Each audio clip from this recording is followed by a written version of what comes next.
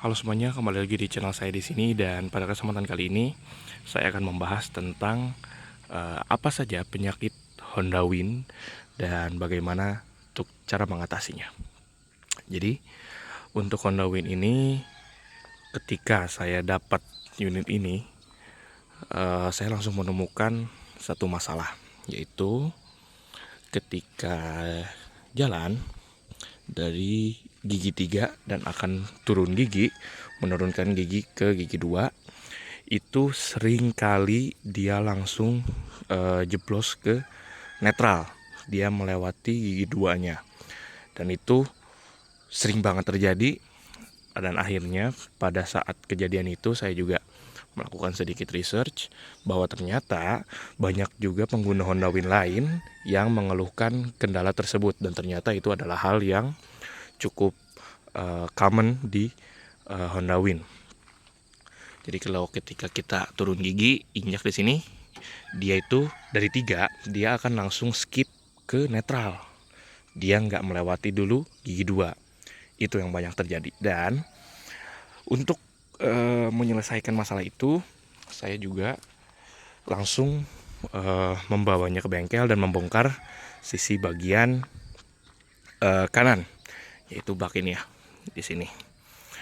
Jadi yang saya ketika di bengkel itu dibongkar, dibuka, pada awalnya mencoba untuk mendiagnosa terlebih dahulu yang tidak terlalu rumit ya, tidak terlalu susah, yaitu mengganti gir bintangnya dan si capit udang yang buat naik turunin giginya, tuasnya. Dua komponen itu sudah dicek, capit udangnya ternyata masih bagus.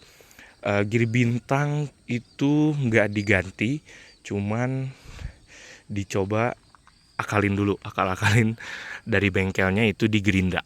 Bagian si lengkungan giginya itu digerinda. Setelah itu ternyata masalahnya masih aja dia dari 3 jeblos ke netral langsung. Maka dari itu saya bisa simpulkan bahwa yang komponen yang rusak itu adalah, kalau di Bandung nyebutnya bobotolan rasio gear. Nggak tahu nama resmi secara mekanismenya apa, tapi di sini nyebutnya itu. Saya juga nggak tahu nama benerannya apa ya, tapi di sini nyebutnya itu adalah bobotolan rasio gear, yang dia itu bentuknya seperti ini.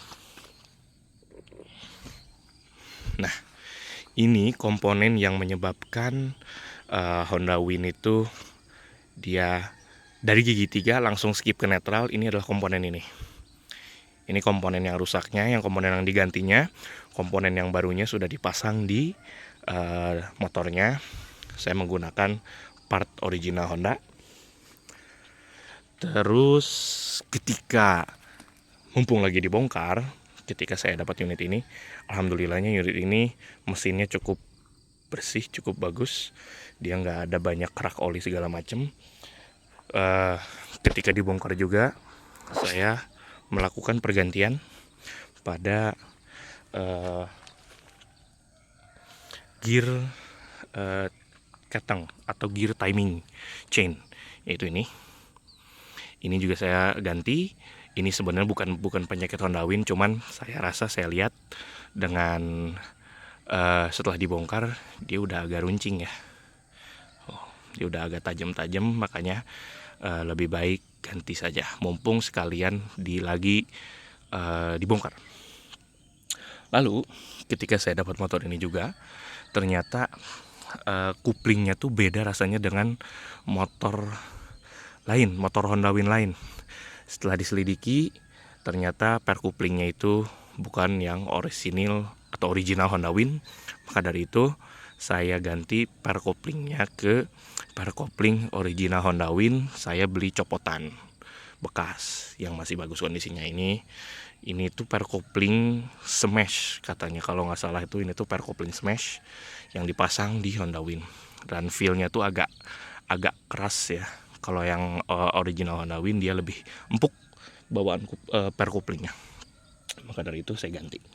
Jadi waktu selagi motor ini di bengkel, saya juga melakukan beberapa maintenance yang rutin ya, seperti ya standar lah, ganti kampas rem depan belakang, cek filter oli, terus filter bensin diganti, terus juga ada melakukan beberapa pembersihan di bagian jalur-jalur intake di sini. Karburator juga di servis ulang dia. Dan untuk menunjukkan juga ini karburator masih original ya, Keihin Jepang. Jadi dia idle-nya tuh masih enak, idle-nya beda lah. Kalau misalkan karburator yang masih original dia lebih enak. Terus juga ya intinya saya melakukan refreshment dan juga perawatan yang membuat motor ini harusnya lebih reliable dan juga lebih enak dipakai. Intinya semua gitu. Saya melakukannya itu di bengkel temen papa saya yang ada di Sumedang. Cukup jauh, bengkelnya di Sumedang Buah 2. Dan kurang lebih totalnya untuk melakukan segala maintenance ya, segala maintenance dan juga pergantian beberapa part ini ya. Ini bebotolan gear ratio, terus ganti gear rantai keteng atau timingnya, chain, dan juga ganti park klep ke orisinil lagi. Ya mungkin bisa dibilang sekitar 700 sampai 800 lah. Itu untuk total ya, untuk total dengan biaya jasa mekaniknya dan juga biaya pengiriman barang-barangnya. Total kurang lebih habis segitu. Kalau untuk orang yang saya kenal yang punya Honda Win juga, dia bisa lebih dari itu karena nggak tahu lah, berbeda lah. Mungkin berbeda jasa, berbeda biaya ongkos pengiriman, dan juga mungkin biaya beli spare partnya. Kalau saya ini sebisa mungkin ganti dengan spare part original. Dan akan beda sih rasanya dengan spare part original, jangan spare part yang agak berbeda kualitasnya tuh, dia berbeda kerasa. Jadi seperti itu untuk penyakit Honda Win yang saya alami, itu seperti itu. Dia dari gigi 3 langsung turun ke netral ketika diinjak, turun gigi. Dan alhamdulillahnya udah menemukan solusi dari permasalahan itu. Jadi untuk unit ini mungkin permasalahan yang saya punya hanya itu. Mungkin jika teman-teman yang punya Win juga bisa sharing apa aja permasalahan yang teman-teman temui di Honda Win ini. Cuma sejauh ini alhamdulillah motor ini nggak ada masalah untuk bagian permesinan ya, nggak ada masalah, semuanya berfungsi, speedometer berfungsi, lampu nyalanya bagus, pengisian sih paling ya. Oh ya, mungkin jika teman-teman ada yang punya rekomendasi, ini kan motor udah ganti akinya jadi 12 volt, terus spool pengisiannya udah ganti juga, beli yang baru tapi bukan orisinil, bukan original, dia beli baru. Cuman nggak tahu kenapa kalau sebulan misalkan ya dipakai gitu, dia akinya langsung agak ngedrop ya. Kalau di rem tuh dia ngedip, mungkin tandanya akinya udah agak kurang atau agak lemah. Maka dari itu kadang suka harus dicas akinya, saya pribadi itu. Mungkin teman-teman punya saran bagaimana cara mengatasi permasalahan tersebut. Saya udah melakukan penggantian spool pengisian, dan juga mengganti aki yang 12 volt. Jadi nyalanya tuh lampunya konstan ya.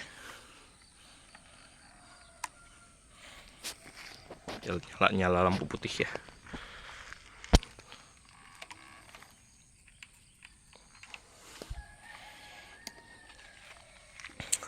Jadi mungkin seperti itu teman-teman untuk penyakit Honda Win yang saya alami. Mungkin ini bisa menjadi video yang bermanfaat, membantu untuk referensi teman-teman semua yang ingin meminang Honda Win. Kurang lebih seperti itu perbaikan yang saya lakukan. Kalau kondisinya bagus ya alhamdulillah, unit ini yang saya dapat kondisinya cukup lumayan seger, cukup lumayan terawat, kondisinya mulus, dan ya nggak terlalu banyak perbaikan mesinnya, hanya perbaikan ya yang memang banyak juga terjadi ke teman-teman pengguna Honda Win. Jadi mungkin cukup sekian video yang bisa saya sampaikan. Terima kasih untuk semua yang sudah menonton. Jika video ini dirasa bermanfaat, bisa tekan tombol like dan subscribe ke channel saya. Terima kasih teman-teman semua.